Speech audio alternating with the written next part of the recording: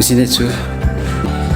आजको हाम्रो भिडियो चाहिँ स्पा, बडी स्पा होइन तर फुड स्पा होइन, त्यो पनि माछाले। मेरो पनि आज पहिलोचोटि हो, हेरौँ कस्तो हुन्छ होइन। भ्लगमा रमाउनुहोस् है त। फाइदा चाहिँ के छ अरे भनिदिनु एकचोटि। फाइदा चाहिँ मेनली डेड सेलहरू खाइदिने यसले भयो।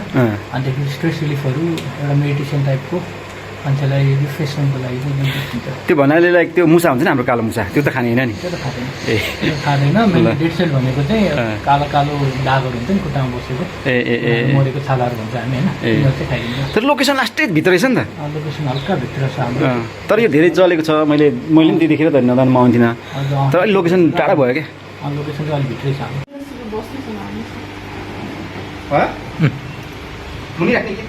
त्यतिकै राखिदिन्छ।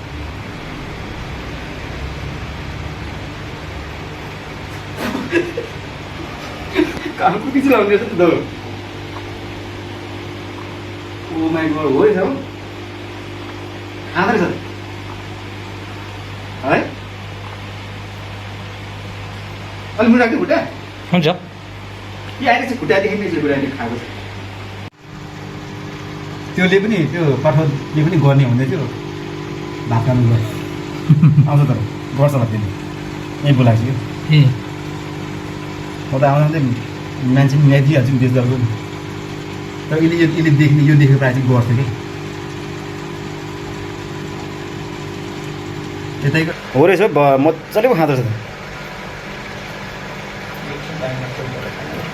होइन मलाई त एकदमै मजाले खाँदैछ। त्यो ठुलो चाहिँ राइट साइड मात्रै खाइदिएर अलिक यो भयो, यसले त मजाले खाइदियो। यो माछाको नाम चाहिँ के? गारा रुफा भन्छ। सबैको एउटै हो, माछा एउटै। यो अलिक ठुलो भएको त्यो चाहिँ ठुलो र सानो हो। ए गारा रुफा भन्छ, डक्टर फिस पनि भन्छ यसलाई। ए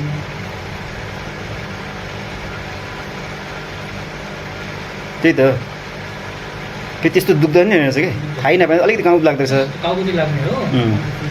तर त्यति दामी होइन, त्यो मान्छे धेरै नाटक गरेर हालेछ नि, त्यो चाहिँ मलाई लास्टै लाग्यो। त्यही त, तर त्यस्तो चाहिँ देखिनँ मैले चाहिँ त्यस्तो चाहिँ लागेन मलाई चाहिँ।